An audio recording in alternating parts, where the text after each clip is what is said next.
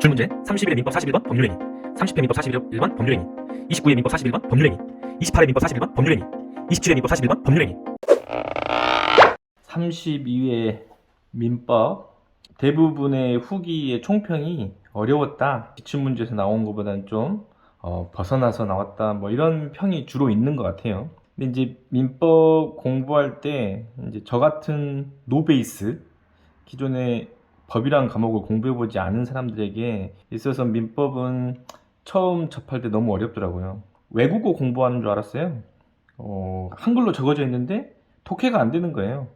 그런 노베이스인 사람이 처음 시작할 때 더군다나 하루에 공부할 수 있는 시간이 한정돼 있고 기간도 3개월밖에 안 남고, 물론 이제 시험을 한번 보는 게 의의가 있다는 생각에서 이제 시작하긴 했지만 정말 의미 없이 보낼 수는 없잖아요. 뭔가 전략을 세워야 하는데 3개월 동안에 기본서도 다 공부하고 뭐 남들이 본 만큼 다 공부하고 언제 시험 이게 준비가 되겠습니까? 그래서 과감하게 기본서는 버리고 요약본을 보는 것은 가능한가? 불가능하더라고요. 요약본은 더 어려운 내용이 돼버리는 거예요. 앞뒤가 잘려나가고 중요한 부분만 이게 남겨져 있기 때문에 공부를 한 사람에게는 도움이 될 수 있을지 모르지만 공부가 안 돼 있는 사람들, 특히나 이 민법이라는 과목을 처음 접한 사람들이 요약본을 보고 공부할 수 있다? 이건 거의 불가능하다고 볼 수 있습니다. 그래서 이제 택한 방법이 기출문제에서 한 60%? 많게는 70%까지 나온다는 내용이 후기에 많이 나와 있어요. 그래서 당연히 선택할 수 있는 방법은 기출문제밖에 없는 거죠. 기출문제라도 여러 번 봐서 일단 익숙해지고 난 다음에 뭔가 뭐 요약본을 보더라도 또 인강을 듣든 기본서를 보든 의미가 있을 거라고 생각해서 처음에 이제 기출문제부터 꺼내 들었습니다.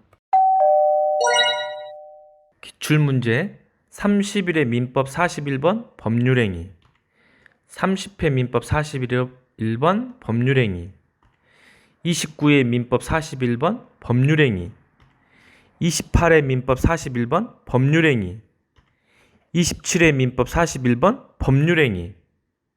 앞서 보신 것처럼 민법의 1번 문제는 최근 5년간 법률 행위에 대해서 나왔거든요.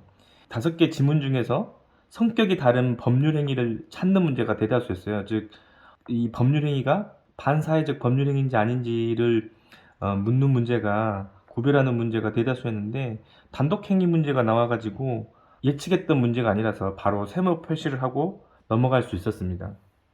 제가 만약에 기출문제를 위주로 공부를 안 했는데 그런 분석이 안 돼 있었다, 그러면 당연히 이거 붙잡고 좀 생각을 해봤을 것 같아요. 그러나 거의 미련 없이 세모표를 하고 넘어갔기 때문에 다른 문제를 풀 수 있는 시간적 여유가 비교적 있었다는 거죠. 기출문제는 이렇게 어떤 문제가 나올 것인지 예상도 할 수 있고, 혹은 예상을 했는데 나오지 않으면 과감하게 모르는 문제를 빨리 넘어갈 수 있는 그런 효능이 있는 것 같아요.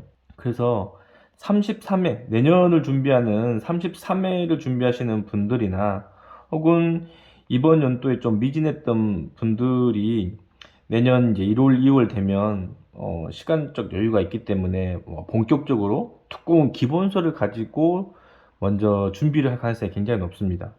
그런데 제가 생각하기에는 그렇게 두꺼운 기본서부터 공부를 뭐 차근차근히 하는 방식이 맞는 분들도 있겠죠, 당연히. 시간이 없거나 여건이 안 되시는 분들 같은 경우에 굳이 기본서부터 공부를 해서 초반에 너무 힘들어서 그만두는 것보다는 먼저 올해치 기출문제지를 좀 분석을 하고, 그 다음에 한 최근 10년간 기출문제들을 어떤 문제들이 나왔는지, 수준은 어느 정도 되는 건지, 혹은 나와 이 시험이 잘 맞는 건지 기출문제 정도는 혼자서 한번 분석을 해보고, 그러고 나서 학원을 선택하든 강사를 선택하든 기본서를 가지고 공부하든 훨씬 더 효율적이라고 저는 생각합니다. 굳이 제목을 붙여본다면 기출문제 분석법? 기출문제 분석법이라고 한다면 가장 중요한 것은 문제지를 파악하는 거죠. 문제지. 그래서 문제지를 파악하는데 문제지 중에서 그 중에서도 이렇게